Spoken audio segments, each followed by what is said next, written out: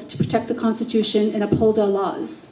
Not only is it not doing that, but they are taking away our liberties. More importantly, our government is not doing the basic thing government is supposed to do, and that is to keep us safe and secure. I want to and will do what Congress is supposed to do, and that is uphold our laws, our Constitution, and help create new laws that benefit our country.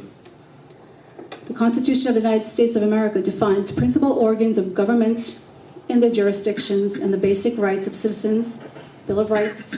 The first 10 amendments of the Constitution reinforces individual rights, and the limitations on federal and state governments. The First Amendment guarantees freedoms concerning religion, expression, assembly, and the right to petition. We have parents concerned about their children and being taught, and if their children are safe in the schools they attend, practicing their First Amendment rights, and they are getting arrested and labeled as domestic terrorists. The teachers in the state of Connecticut are wonderful. I've worked with some. But it's the forced curriculum that comes from the federal money that is corrupting our children's minds. Parents have the right to know if their daughter will be safe using the bathroom, and if she will not get a scholarship because she has to compete with a male-born body. I know Connecticut girls had to fight for this. They did and won, so we can't stop fighting. Parents need to have their tax money go to schools that will teach children how to be good, prosperous citizens of the country that they should be taught to love. Some may say that a teacher with F the police poster, or F America spelled with 3 Ks, this is native land, is free speech. I say it's vulgar, and leave the country if you want to spread such propaganda, especially young impressionable children in school. The Patriot Act was passed by Congress as a response to the terrorist acts of September 11, 2001. The act allows the NSA and the FBI to track and intercept communications, both for purposes of law enforcement and foreign intelligence gathering. It was supposed to be used against Islamic terrorists, but now it is being used against American parents. This is not only dangerous to domestic policies, but to our national security. Liz Cheney, a so-called conservative congresswoman, is on the panel calling for text messages and phone records of January 6 trespassers who haven't been convicted of a crime. Congress needs to focus on the threat of China and the Middle East and its terrorist attacks. The Second Amendment protects individuals' rights to possess a firearm and to use it lawfully, such as self-defense within a home. During the early days of COVID-19 pandemic in 2020, our governor, Len Lamont, signed an executive order ending fingerprinting services, which in turn made it impossible for residents to become first-time gun owners. Under state law, before anyone could legally purchase a firearm, they must possess either a pistol permit or a certificate of eligibility.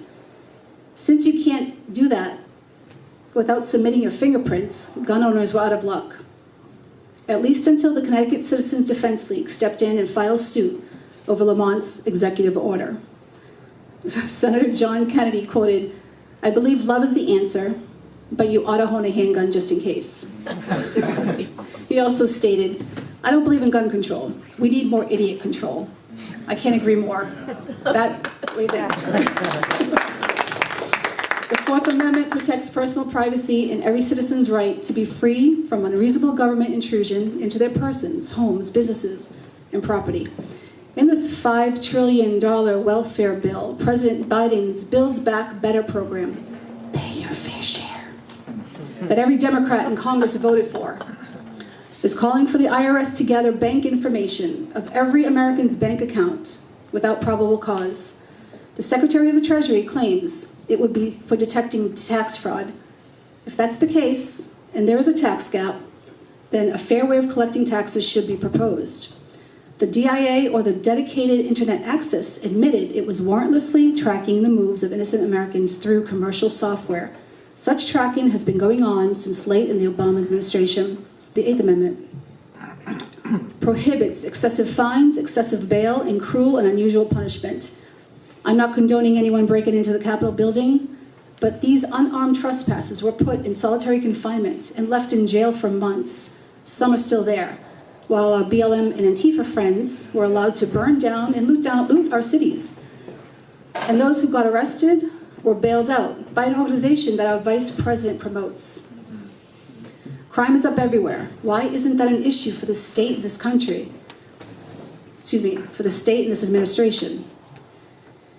Instead, democratically controlled House, including your current Congresswoman, voted for H.R. Bill 1280 that calls to take money away from state and local police departments, and among other lunacy policies, it calls to end court-created qualified immunity for officers.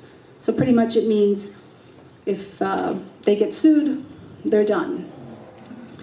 It also takes money away from the local and state departments. But good news, the Supreme Court just shut down 2 cases dealing with this, so there's hope. The 10th Amendment states, powers not delegated to the United States by the Constitution are reserved to states respectively, or to the people. Most powers are reserved to the states. The current administration is trying to impose federalism. The democratically controlled House passed H.R. 1 for the People's Act. Sounds harmless enough. But the federal government wants to take over the state elections, and this bill states that you don't need an ID to vote. They want to get rid of the filibuster in order to pass this. How convenient for the Democrats.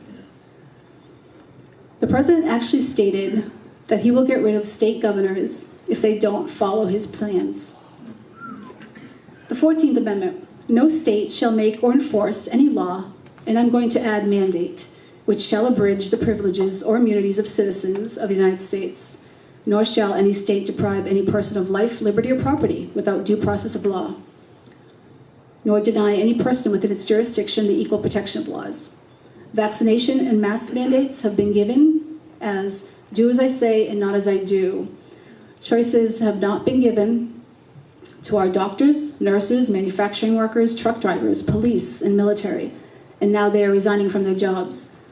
They are our economy, our health, and our safety.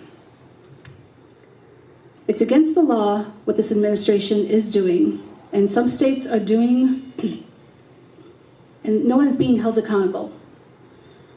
We are sacrificing our economy, our health, and our national security. The current administration was contemplating on invoking the 14th Amendment as justification for continued borrowing to raise the debt ceiling. Congress is the purse of the government, so we need fiscally conservatives who want our economy to grow, not shovel exorbitant amount of debt onto our children and our grandchildren. First, government does not make money. They take money. And don't get me wrong, for good reason, I like having police, and lots of them with guns. I like to drive over roads that have no potholes. I like drinking clean water. But today's Democratic Party and politicians have a spending problem, and they want to pay back their donors and unions. They want to bail out failing companies and fulfill unelected bureaucrats' dreams of transforming our country, for those who think we are destroying it, by just living our lives.